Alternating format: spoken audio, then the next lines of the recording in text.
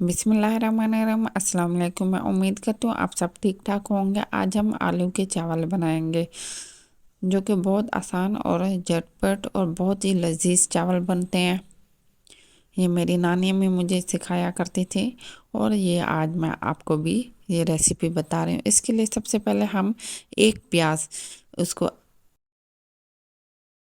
Brown करेंगे, pinkish golden करेंगे और इसमें हम साबित गरम मसाला 2 टेबल स्पून डालेंगे और साबुत ही डालना है आपने। और अब हम इसमें फ़ौरन ही आलू डाल देंगे।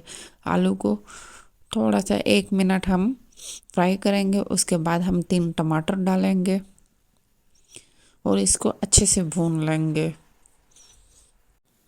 भूनने के 2 से 3 मिनट के बाद हम 1 चम्मच हल्दी और 1 चम्मच नमक और 2 टेबल स्पून हम सुर्ख मिर्च और 1 चम्मच हम सूखा धनिया वो डाल देंगे। और सूखा धनिया मोटा पीस के डालेंगे और थोड़ा सा पानी डाल के इसकी भुनाई करेंगे।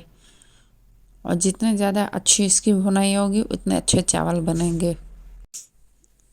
मैं उम्मीद करती हूँ आपको ये रेसिपी पसंद आएगी और आप ज़रूर बनाएंगे और आलू की खुशबू भी आएगी इस चावलों में।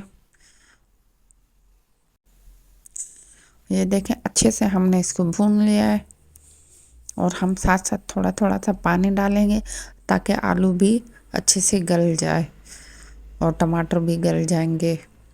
और इस स्टेज पे आपने 2 टेबल स्पून लहसुन का पेस्ट डालना है। अदरक इसमें नहीं डालेंगे। और 1 टेबल स्पून आप इसमें चाइनीज़ नमक डालेंगे और खूब अच्छे से पकाएंगे। इससे बहुत ही ज़बरदस्त इससे खुशबू आती है। और लहसुन भी अगर इस टाइम डालेंगे तो बस चावल की क्या ही बात है, बहुत ही टेस्टी तैयार होते हैं इससे। और आप इंशाल्लाह ज़रूर बनाइएगा।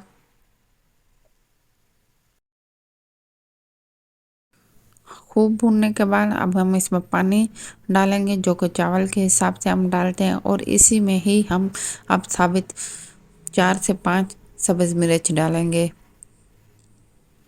इन सब्ज़ मिर्च की वजह से चावल में बहुत अच्छी खुशबू आती है और खाने में भी बहुत ही लजीज होता है। अब हम इस पानी को पकने देंगे।